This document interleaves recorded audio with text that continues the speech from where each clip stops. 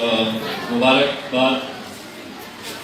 आज ये इस प्रोग्राम के अंदर जितने भी हमारी बहनों को, बेटियों को जो सिलाई मशीन दी जा रही है, मैं आज के इस प्रोग्राम के अंदर हमारे जो मेहमान खुसूसी है, वैसे तो बहुत सारे यहाँ पर जितने भी हमारी बहनें आई है, आपके एक बच्चा, दो बच्चे, तीन बच्चे हो सकते हैं, लेकिन हमारे आज की जो गेस्ट है वो 900 बच्चों की माँ है, डॉक्टर अर्चना सारदा। इनके एनजीओ में मैं गया था, जहाँ पर ये 900 छोटे बच्चों को जिन्हें टाइप 1 डायबिटीज़ होता है और माँ बाप बहुत परेशान रहते हैं कि कैसा किया जाए, इनका इलाज बहुत महंगा होता है। और उस दिन इनका काम देखकर मैंने, बहुत सारे पेरेंट्स थे और उन्होंने बताया कि किस तरह से डॉक्टर अर्चना सारदा इन बच्चों का ख्याल रखती है। तो मैंने एक पेरेंट से ये पूछा था कि क्या तुमने कभी भगवान को देखा है आंखों से? तो उन्होंने कहा नहीं। मैं बोला भगवान ऐसे ही शक्ल के अंदर आते हैं।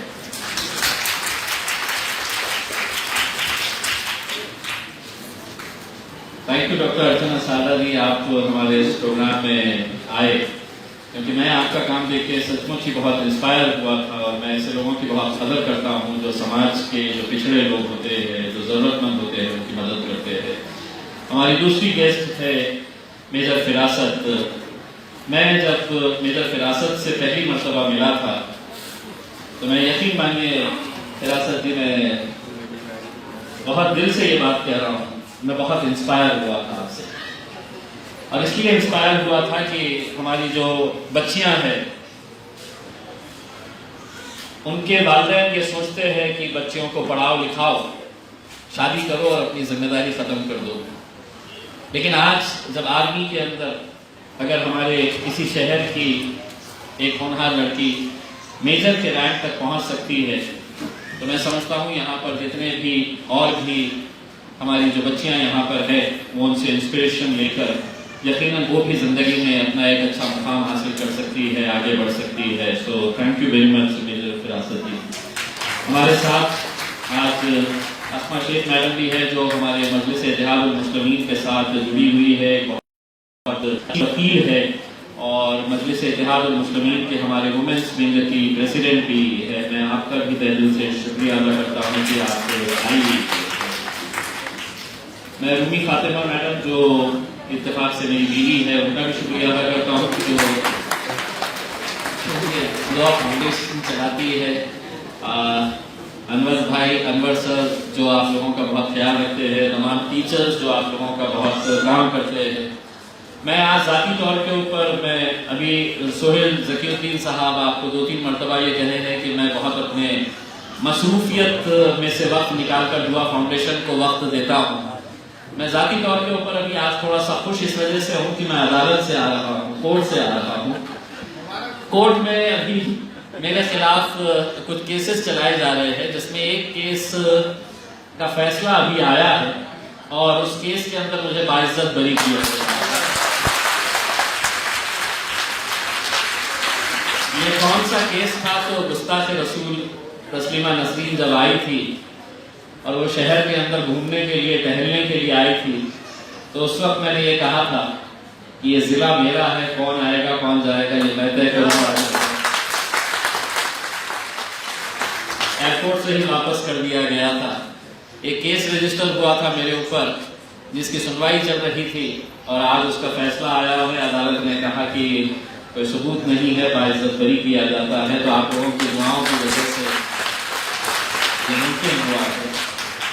अभी और भी 3-4 केसेस है। अस्मा जी थोड़ी मदद करिएगा, क्योंकि बहुत सारे लोग ये देखने के इंतजार में है कि इम्तियाज जलील को अंदर कब भेजा जाए। और बहुत सारे लोगों की ये साजिशें चल रही है कि किसी न किसी तरह से मुझे सज़ा मिले और सज़ा मिलकर मुझे अरसूल जेल भेजने के लिए बहुत बड़ी बड़ी साजिशें राजनीतिक पार्टी के द्वारा चलाई जा रही है। बड़े अफसोस के साथ ये कहना पड़ रहा है कि कुछ हमारे अपने भी लोग हैं जो इस साजिश का हिस्सा है और उन्हें ऐसा लगता है एक बार इम्तियाज जलील ये जो कांटा हमारे बीच में खड़ा है इसको हटा दो, इसको साफ कर दो तो अपने रास्ते साफ हो जाएंगे।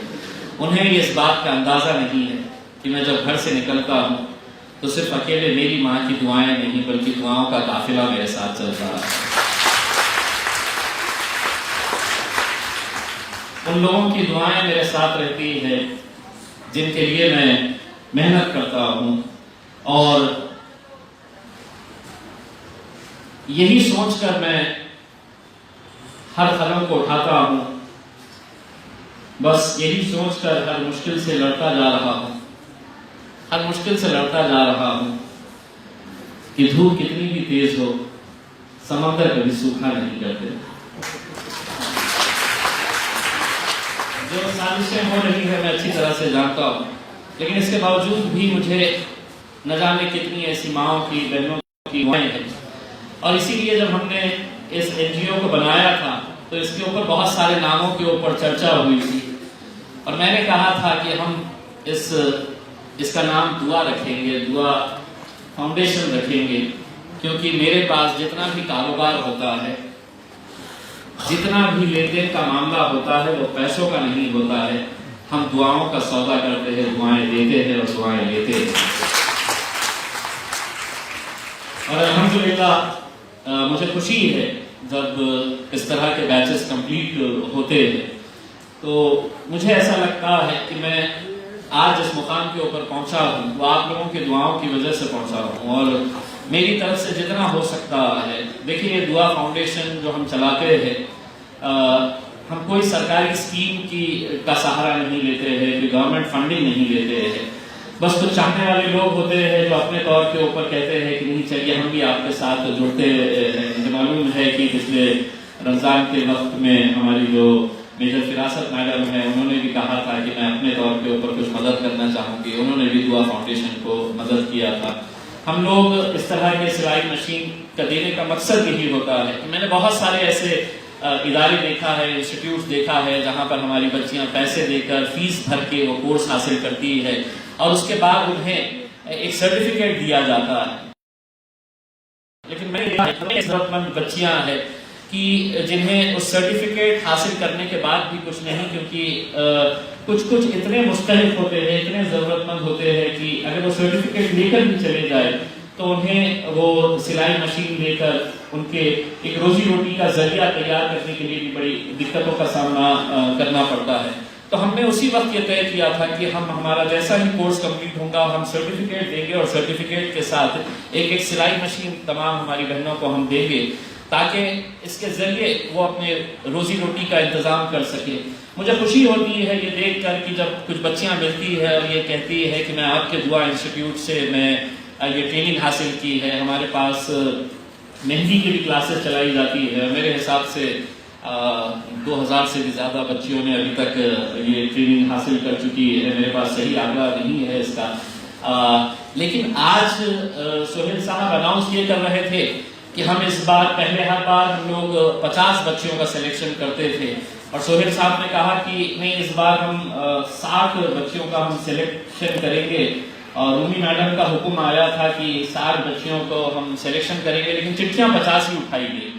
तो मैंने कहा ये कैसे हो सकता है कि मैडम का हुक्म आया है कि 60 का और चिट्ठियां से 50 उठाई गई, तो ये 10 की डंडी क्यों मारी गई है करके। तो कहाँ है वो डब्बा और 10 चिट्ठियां उठाई जाए करके उसमें, क्योंकि बड़ी उम्मीद से बच्चियां आती है यहाँ पर कि हमारा भी नंबर लग जाए करके।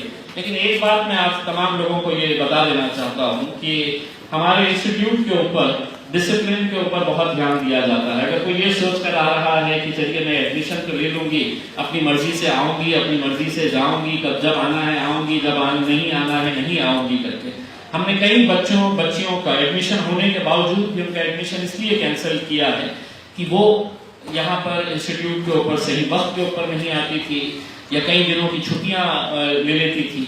तो हमारा मकसद इस कोर्स को चलाने का यही है कि आपके अंदर ये काबिलियत आ सके कि आप जब ये कोर्स कंप्लीट करें तो अपने रोजी रोटी का जरिया बना सके।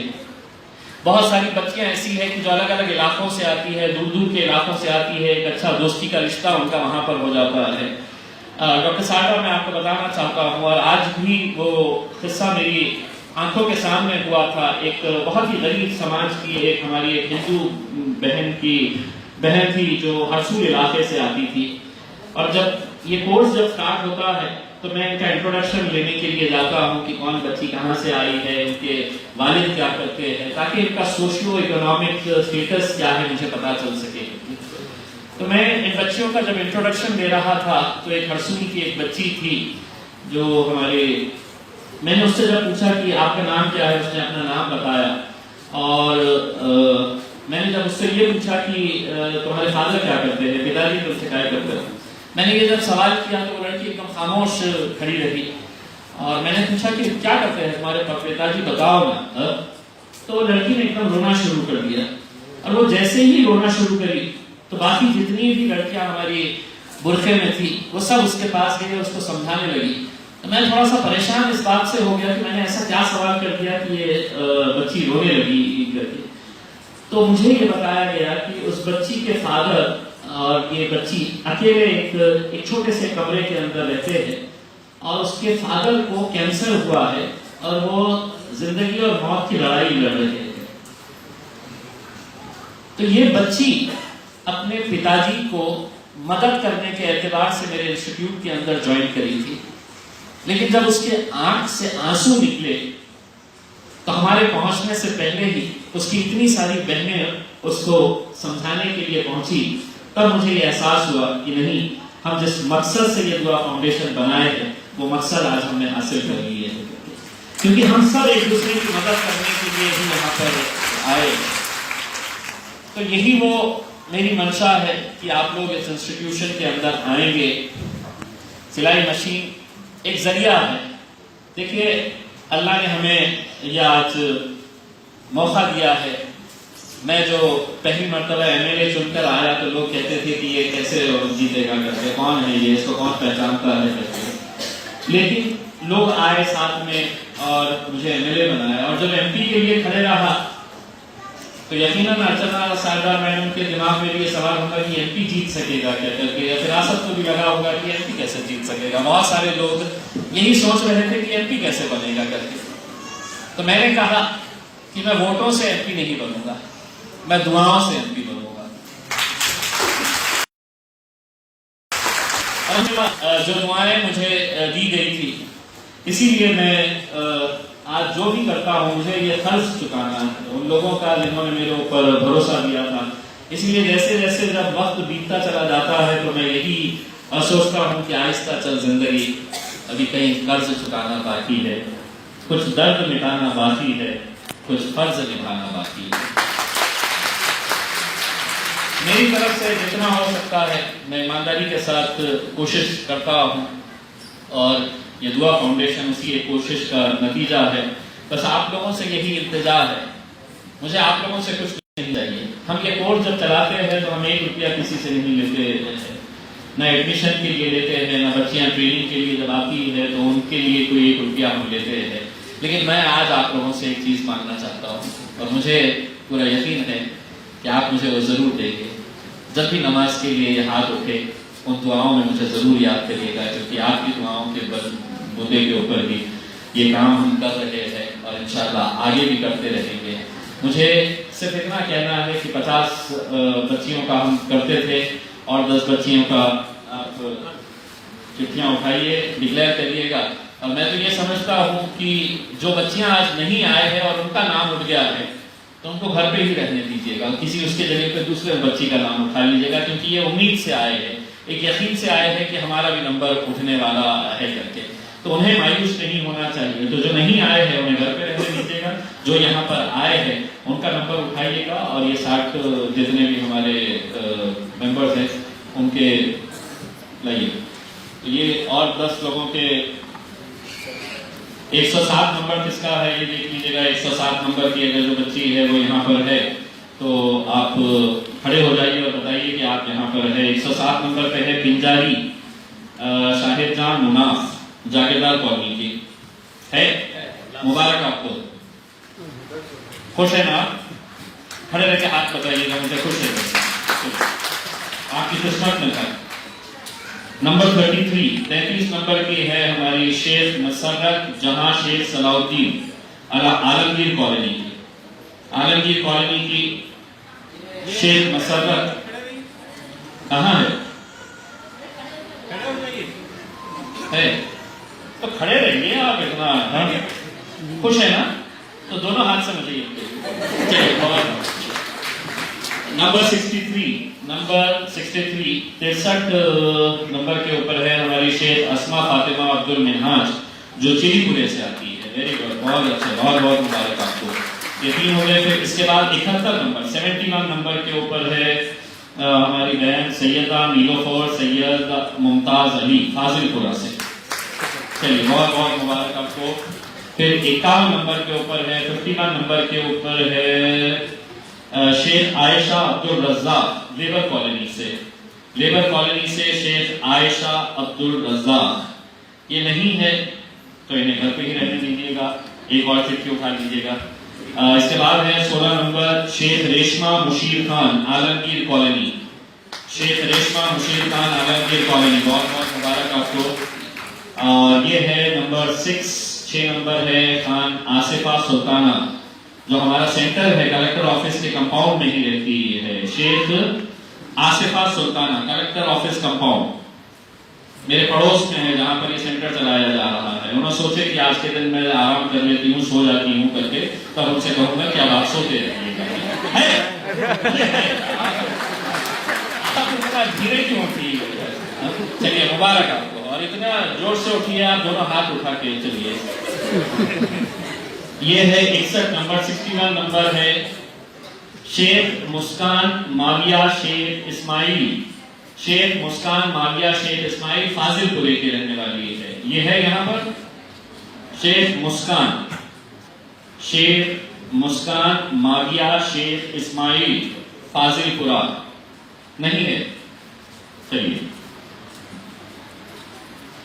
146 नंबर 146 के ऊपर है शेख शिफा रानी नदीम MHB कॉलोनी। शेख शिफा रानी नदीम MHB कॉलोनी नहीं है। 152 नंबर 152 के ऊपर है शेख अंजुम परवीन कटकट गेट। शेख अंजुम परवीन कटकट गेट नहीं है। चलिए, खुदा हाफिज़। नंबर 85 पे है खान अर्शिया नूर है शाह बाजार की है।